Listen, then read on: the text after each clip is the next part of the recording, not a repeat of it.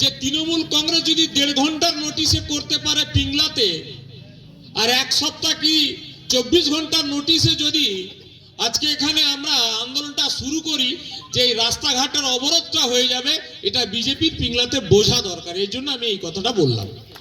কোথায় ছিল সেদিন এই পিংলাতে? আজকে যারা এখানে সভা করে গেছেন, সভা বলাটা ভুল হবে আমার, 2-4 জন লোক নিয়ে মিটিং করে গেছেন বিজেপির বন্ধুরা। কোথায় ছিলেন সেদিন পিংলায় যখন বন্যা হয়? কোথায় ছিলেন যখন করোনা হয়? যখন নোটিশটা গিয়েছে এসআইআর এর, তার বাড়িতে গিয়ে আপনি খোঁজটা নিয়েছেন? ডিএলএ 2 বিজেপির নেতারা, সিপিএম এর নেতারা কোথায় ছিলেন সেদিন? আপনার বিপদের পাশে তখন নেই। আজকে একটা শীতের সময় কম্বল দিতে হবে গরিব মানুষকে, আপনি খুঁজে পাবেন না। যখন অতি বর্ষণ হচ্ছে, ত্রিপল দিতে হবে, তখন কাউকে কিন্তু পাবেন না। আর নির্বাচন এলে মাইক্রোফোন লাগিয়ে 2-4টা বড় বড় ভাষণ, তৃণমূলের নেতারা পয়সা লুট করেছে।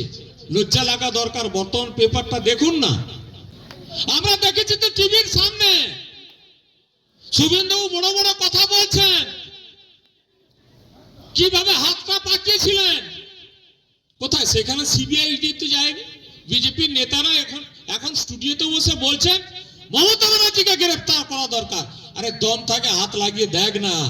এই যে এখানকার পিংলার মানুষ দাঁড়িয়ে আছে না, যতগুলো পিংলার বিজেপি নেতারা আছে বাড়িতে থাকতে পারবেন না, এটা মাথায় রেখে কিন্তু মমতা ব্যানার্জিকে অ্যারেস্ট করা দরকার আছে। আমরা তো কাজ শুরু করিনি, মাঠে নামা শুরু করলাম আজ থেকে। 16 তারিখে আমার নেতা অভিষেক ব্যানার্জি, আমাদের নেতা আসছেন মিদনাপুরে, প্রত্যেকটা প্রশ্ন উত্তর দেবে। আর বিজেপি যেসব নেতারা মলম বিক্রির মাইক লাগিয়ে বড় বড় ভাষণ দিচ্ছেন, প্রত্যেকটা জায়গায় আমরা 24 ঘন্টার মধ্যে সভা করে বিজেপিকে বুঝিয়ে দিতে চাই, পিংলা ব্লকের 1 ইঞ্চি মাটি আমরা ছাড়বো না, সেটা আমরা প্রমাণ করে দেব। কারণ আমরা শীত গ্রীষ্ম বর্ষা তৃণমূলের নেতা কর্মীরাই ভরসা, এটা পিংলার মানুষ কিন্তু বুঝে গেছে, বিজেপির নেতারা বুঝতে পারেন। কোথায় গেল 1.5 কোটি রোহিঙ্গা বাংলাদেশি? আজও পর্যন্ত বিজেপি সেই লিস্ট প্রকাশ করতে পারেনি। কত চোর ডাকাত পাতাখোর মাতাল সব বিজেপিতে গিয়েছে। তৃণমূলে যারা চোর লম্পট, সিপিএম এর চোর লম্পট, তারা গিয়ে তারা সেখানে জয়েন করে সেখানে বড় বড় ভাষণ দিচ্ছে, তৃণমূলের নেতারা নাকি চোর। আজকে 1.5 ঘন্টার নোটিশ আমরা এখানে সভাটা করছি।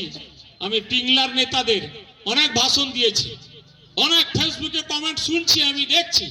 আমি প্রত্যেকটা প্রশ্নের উত্তর মাপযোগ করে দিতে জানি, আর সেই সময়ের আমি অপেক্ষা করছি। কতদিন আপনি মন্দির মসজিদ করে চালাবেন?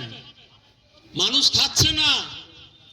মানুষ কিন্তু আজকে উত্তরপ্রদেশেও বলছে আমরা যোগীকে নিয়ে এসে ভুল করেছি। নীতিশ কুমার পাল্টি খেয়েছে বারে বারে, তারা ভুল করেছে। যারা উড়িষ্যাতে কাজ করতে যান বাঙালি মানুষ, বাংলার মানুষ, তারা বলেছেন উড়িষ্যার মানুষ যে আমরা ছিলাম, ভালো ছিলাম, আমরা এরকম দল বিহারে উড়িষ্যাতে আনাই আমাদের ভুল হয়েছে, বিকা হয়েছে। পিংলাতে কিন্তু আর খুন হয়নি, পিংলাতে অবরোধ হয়নি, পিংলাতে চাষ বন্ধ কিন্তু হয়নি। আপনার স্বাধীনতা আছে, আপনি কথা বলতে পারছেন। এটা তৃণমূলের সঙ্গে সিপিএম বিজেপির ফারাক।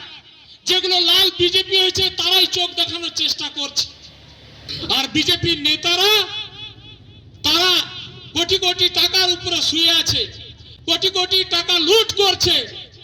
সেই জন্য বলেছে মমতা ব্যানার্জি আর অভিষেক ব্যানার্জি, আমাদের নেতা নেত্রী, যে সময় কারু সমান যায়নি। যেদিন বিজেপি নেতারা যাবেন, আজকে 247-এর মধ্যে 137 জন বিজেপির এমএলএ এমপি ক্রিমিনাল কেসের আসামি। এটা ভুলে গেলে চলবে না।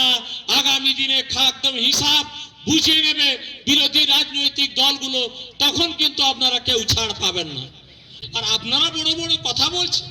আমরা প্রত্যেকটা বুথে বুথে যাব, প্রত্যেকটা মানুষের দরবারে গিয়ে যাব, আমরা গিয়ে মমতা ব্যানার্জি উন্নয়নটা পেয়েছে হ্যাঁ কি না, আর বিজেপি যে কেন্দ্র সরকার আছে তার কাছ থেকে কি পরিষেবাটা পেয়েছে, এটা মানুষের কাছে খোঁজ খবর আপনারা নেবেন।